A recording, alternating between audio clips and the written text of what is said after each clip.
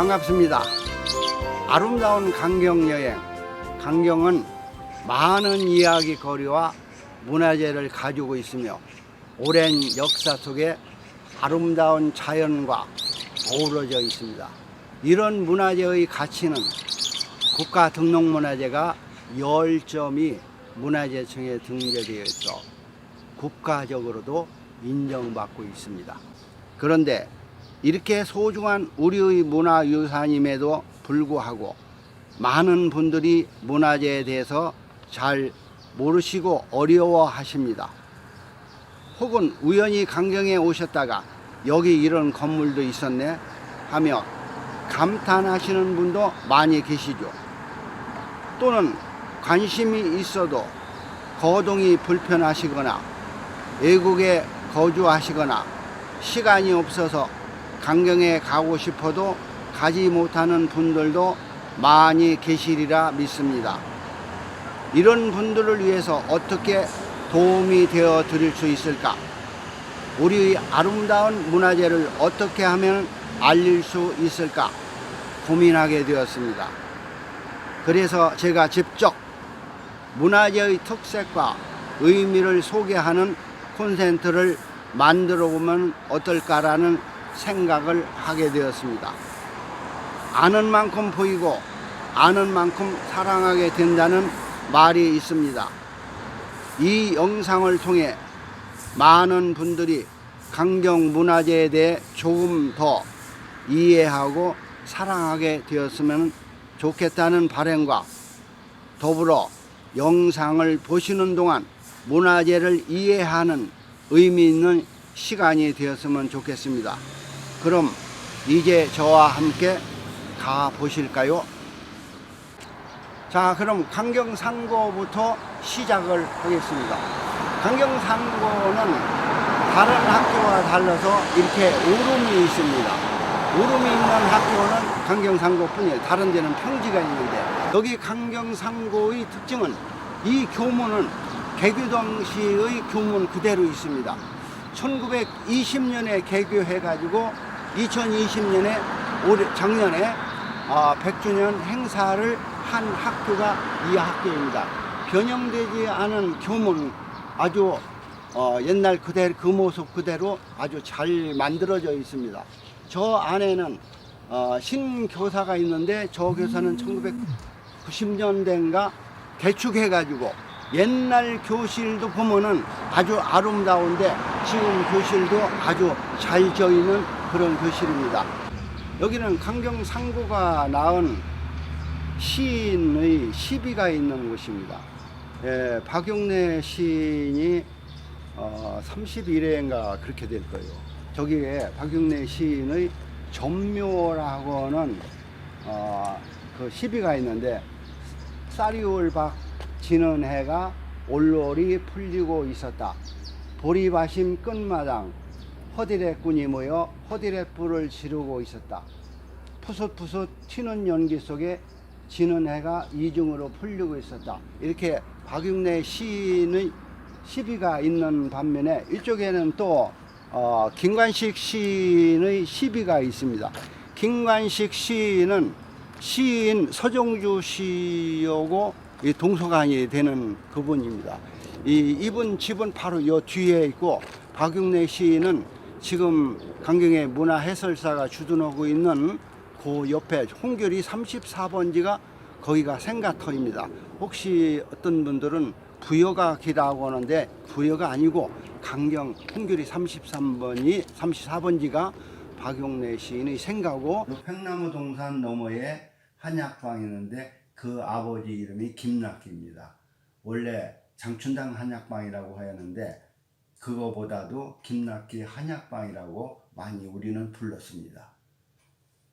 여기 이제 김관식 시인 이 가을에 창밖에 무슨 소리가 들리네 가을이던가 이 김관식 시인 비가 대전에도 있고 여기 강경상구에도 있고 고향인 또 소룡리에도 시비가 있는 아주 유명한 그런 시비입니다. 이 두 분의 강경상구 출신의 시비가 있는 곳이 여기입니다. 아까 말씀드린 것처럼 변하지 않은 것이 교문하고 이 운동장하고 저 팽나무 동산입니다. 그 다음에 이제 이따가 볼 수 있는 교장관사, 이 세 곳이 옛날과 똑같이 변하지 않은 그대로 있는 모습을 보여주고 있습니다. 다음에 우리가 가는 곳은 일본 아이들의 신사가 있던 자리를 이동하겠습니다. 여기가 일본 아이들의 신사가 있던 자리입니다. 신사는 옛날 사진으로만 남아있고 그 후에 이제 악기고로 사용하다가 없어졌는데 지금은 강상 100주년 기념탑으로 이제 자리가 변했습니다. 조금 전에 말씀드린 것처럼 1920년에 개교해 가지고 2020년에 10월 달에 개교 100주년 기념으로 지금 기념탑을 이렇게 조성해 놓았습니다. 오늘의 주 무대인 강경상고 교장관사를 지금 들어가고 있습니다.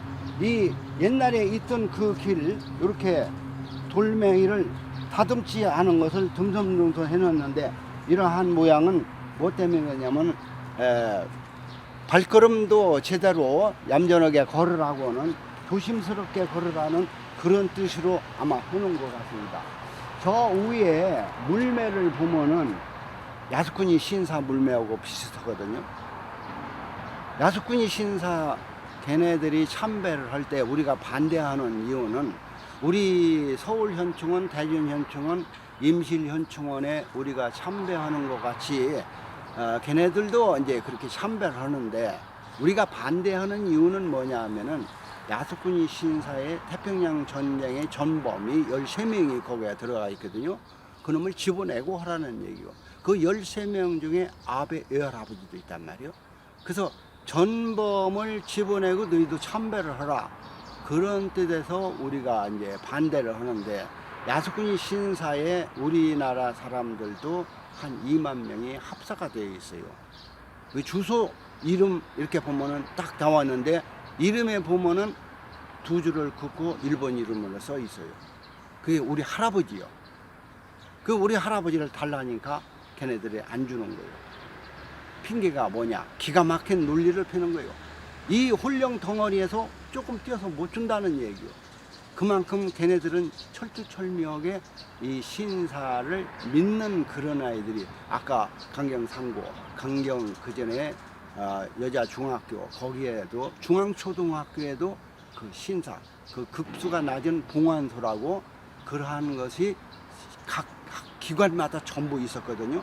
그래서 이 건물 보면은 야스쿠니 신사 물매하고 비슷하고 저짝에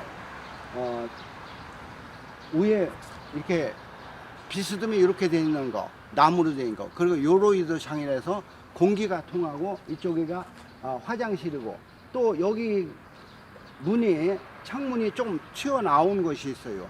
그런 것은 그 일본 말로는 대마도라고 하는데 우리는 출창이라고 그러거든요. 그리고 지붕이 이중처마로 되어 있는데 영어로는 캐노피라고 하고 우리나라 말로는 눈썹 지붕이라는데 참 아름다운 말이거든요. 일본 양식은 거의다가 이중처마로 그렇게 되어 있거든요. 그리고 이제 굴뚝이 있는데 일본이 우리 것을 택하지 않은 것은 온돌만 빼놓고서나 전부 무시하고 그랬는데 온돌만큼은 걔네들은 사용하지 않고 굴뚝은 있어도 방 안에 페트가 이렇게 해가지고서나 불 떼서 그래서 굴뚝이 있는 것입니다. 조금 전에 말씀드린 것처럼 이 밑에 이렇게 보고 창이 이렇게 튀어나오는 것을 출창이라고 하는데 일본 말로는 대마도라고 그렇게 얘기합시다요. 그러니까 이 창문 여기에다가 화분 같은 것도 놓고 밖에를 바라볼 수 있게끔 그렇게 만들어져 있는 것이 이게 일본 양식의 특징인데 특히 이 교장관사는 이것이 한 군데만 있는 것이 아니라 두 군데가 있어서 아주 특별하게 특징적으로 이렇게 나타나고 있습니다. 일본 건물들은 되게 이렇게 이중처마로 되어 있는데 아마 제 생각에는 일본은 비가 많이 오고 습기가 많이 차기 때문에 그러한 것을 방지하기 위해서 처마가 이중처마로 되지 않았나. 우리 말로는 이중처마 또는 우리 우리말은 눈썹 지붕, 영어로는 캐노피라고 하는데 일본 양식의 특징적인 것이 하나가 되겠습니다. 출창이 저기만 있는 것이 아니라 이쪽 편에도 있거든요. 이게 일본 양식의 아주 특별한 양식으로 저는 그렇게 생각하고, 이 벽돌은 아마 중국 노동자들이 쌓지 않았나 그렇게 생각합니다. 강경 한일은행도 그 중국 노동자들이 쌓거든요.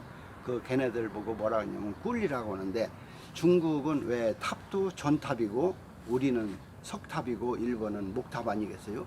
그래서 이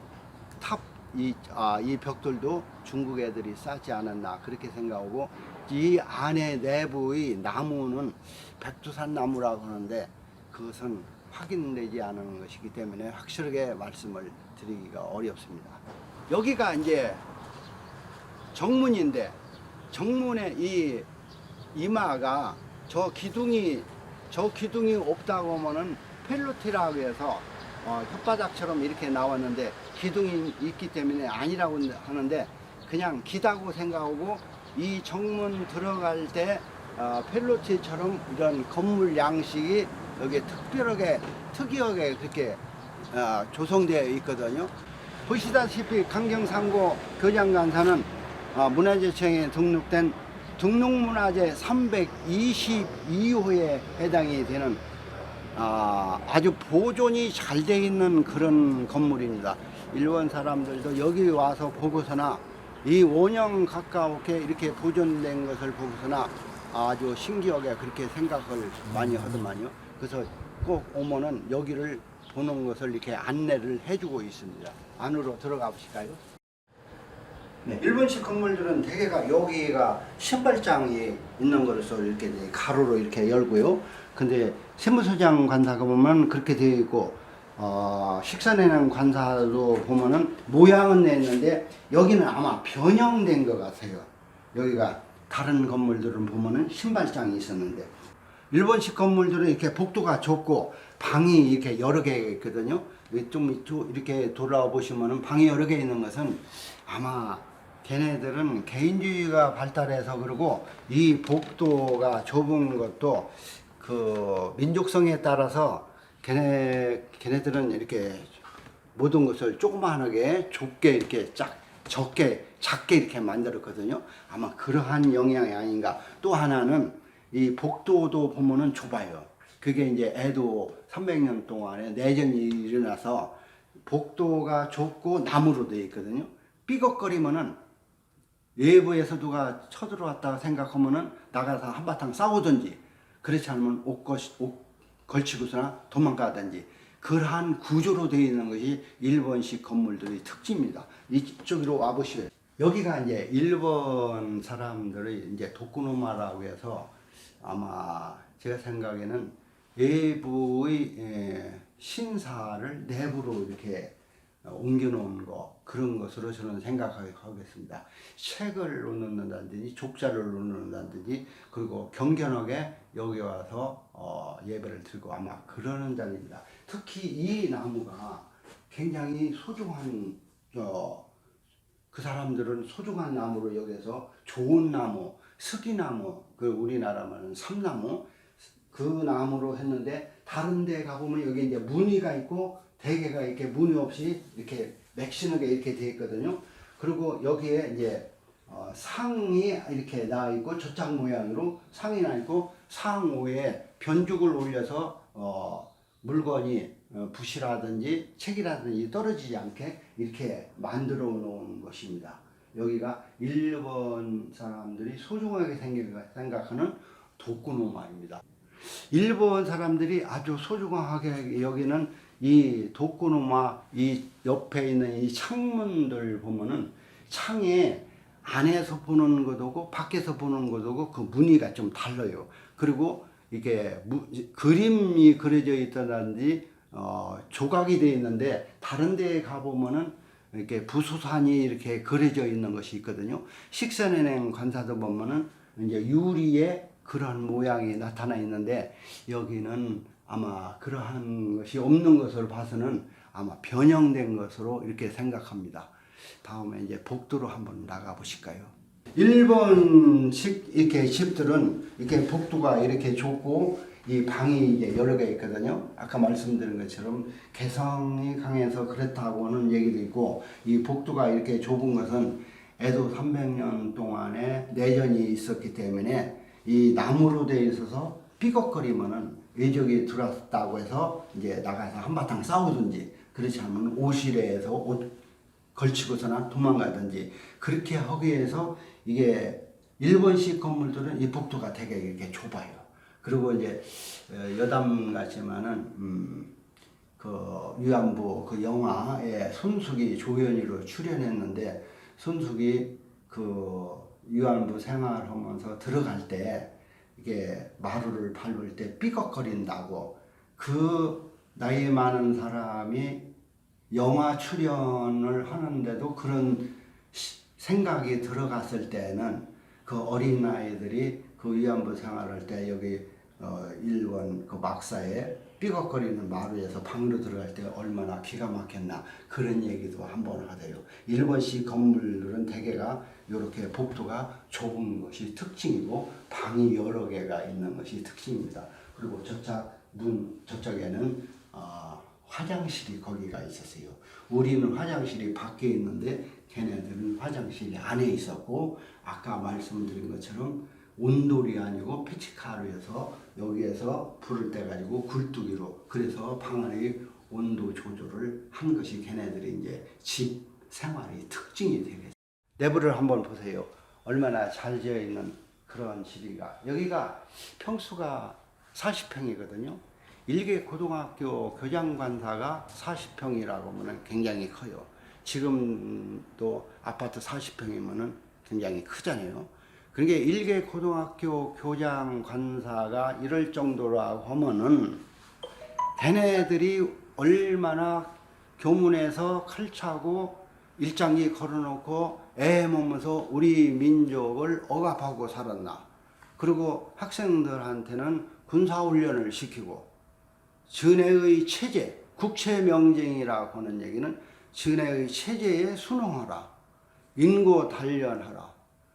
41년부터는 우리 말, 우리 글을 완전히 없애고 일본화 시키고, 우리 학생들도 전쟁의 일선에 투입하기 위해서, 명령계통을 이행하기 위해서 일본어를, 언어가 통해야 명령계통이 살아나기 때문에 일본어를 가르치고, 여기에 아까 말씀 사진에 나온 것처럼 무기고가 있어요. 목총 무기고. 그래서 제식훈련, 군사훈련을 시켜서 전국 대회도 매년 그렇게 여러 가지 강경상고가 참 1등을 몇 번 하고 이제 그런 기업들을 이제 남아 있는데, 그만큼 일본 애들이 우리 민족을 억압하고 살았다는 거. 고등학교, 지금은 고등학교라고 하지만 그때는 상업중학교라고 했거든요. 일본 애들이 우리나라에 대학교도 세우지 않았어요. 전문학교밖에 안 세웠거든요. 그래서 그럼 대학교를 다니려면 어디로 갔냐? 일본으로 갔거든요. 그래서 우리를 안 가르쳤어요. 초등학교는 10%, 중등학교는 3%밖에 우리가 교육을 마서 문맹이 돼야 부려먹기가 좋거든요. 조선시대에도 양반이 쌍놈들을 안 가르치거든요. 무식거야.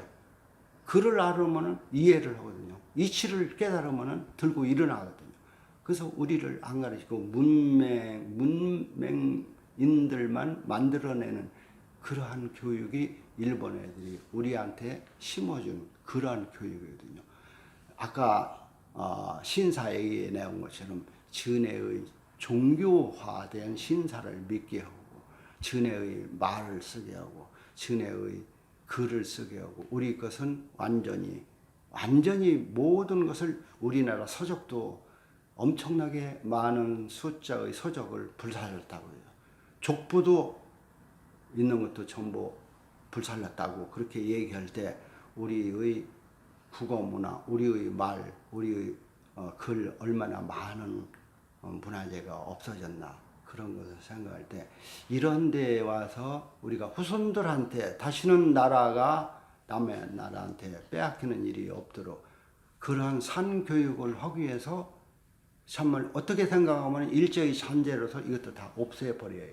그렇지만은 뒤집어 생각하면은 우리 조상들이 못났기 때문에 그러한 억울한 일을 당했으니까 우리 후손들은 다시는 이런 일이 일어나지 않게 하기 위해서 역사교육을 철저히 해서 우리 부강한 나라를 만들어야겠다는 생각에서 이 일을 시작하게 되었습니다.